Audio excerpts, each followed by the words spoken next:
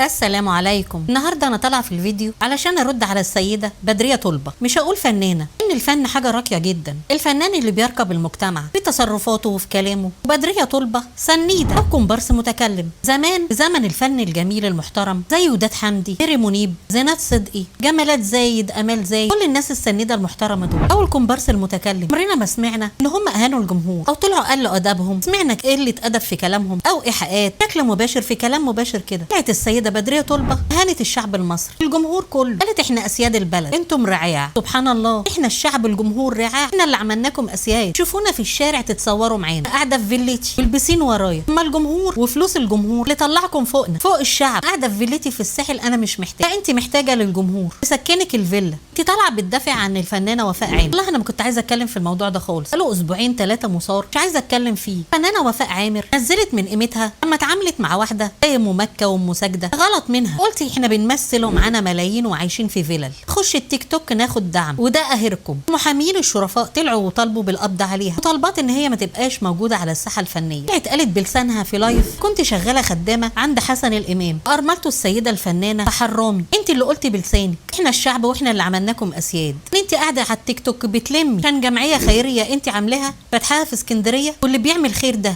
يجهر بيه كده قدام الناس. ثوابك يا فنانه. اكي كلمه المشخصاتيه تقول المشخصاتيه دي بتشرف بلادها في اي دوله بتروحها. دي مساله غيره وحقد وغل وحسد من الفنانين عشان هم اسيادنا. احنا بنطالب ان كل واحد يتحاسب على كلامه. بعد احالتك للتحقيق ده اللي قرره مجلس نقابه المهن التمثيليه برئاسه الدكتور اشرف زكي، امر بتحويل الفنانه بدريه طلبه فورا، ذلك بالاجماع نظرا لما صدر منها من تجاوز الصارخ، اتخاذ كافه الاجراءات القانونيه ضد اي فنان بيخرج عن ميثاق الشرف الاخلاقي. ده كان ظاهر جدا في لايفات الاخيره لبدريه طلبه والالفاظ الغير لائقه. بعد احالتها للتحقيق طلعت وعلقت على قرار النقابه وعلى خبر ايقافها جهه اعتذار علني الجمهور اما بدر منها من تجاوزات في بس مباشر. بناء عليه قررت نقابه المهن التمثيليه تحويلها للتحقيق بسبب تلك التصريحات المثيره. اصدرت بدريه طلبه بيان رسمي عبر حسابها الرسمي على منصه انستجرام جاء فيه كالاتي: تحت امر نقابتي فانني بالفعل اخطات ان انسقت وراء الا لا تمثل الشعب المصري، منحتهم فرصه لاستغلال فيديوهاتي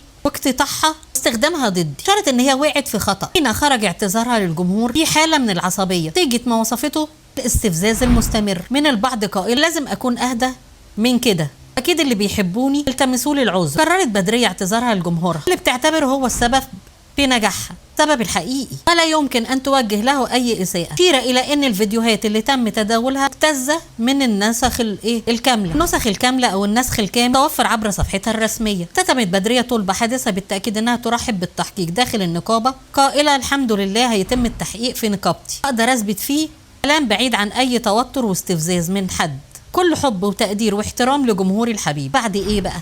ما قلت احنا اسياد البلد وانتم رعاع. انا كست مصريه ربة بيت اعتبر الفنان ده قيمه وقامه فنيه، يطلع يشتم في الجمهور اللي عمله. تغلطتي غلطه جسيمه جدا. يعني احنا نعمل الفنان ونكبره، تيجي تكبر علينا بيشتمنا ويهينها؟ ايه الاهانات دي كلها؟ يعني الشهره اللي بتعمل فيكم كده تكبر وغرور، تطلعوا تهينوا الشعب المصري كله. حقيقه انا شفت ده كتير، فنانين كتير الفتره الاخيره كبر وتكبر الناس اللي عملتهم. وده يرجع للناس المهووسه، الفنانين المشهورين كان مغني ولا ممثل بيجروا عليهم ويتصوروا هو فنان زيه وزيك، خدت عليه الشهره والفلوس ظهرت عليه. ربنا يصلح الحال والاحوال، لان كده كتير قوي اللي احنا بنشوفه من اي فنان ولا فنانه مشهوره. ربنا يعلينا ويوطي انفسنا. ومنتظرين قرار النقابه في اللايفات الاخيره الفنانه السنيده او الكومبارس المتكلمه الفنانه بدريه طلبه، في حق شعب مصر كله وفي حق الجمهور اللي علاكي لفوق انت وغيرك، قادر يرجعك تاني نقطة البداية. حتى لو كنتي نجمة درجة أولى قادر الجمهور والشعب يرجعك تاني لنقطة البداية. انت وغيرك أي فنان أو فنانة يتطول على الشعب أو على الجمهور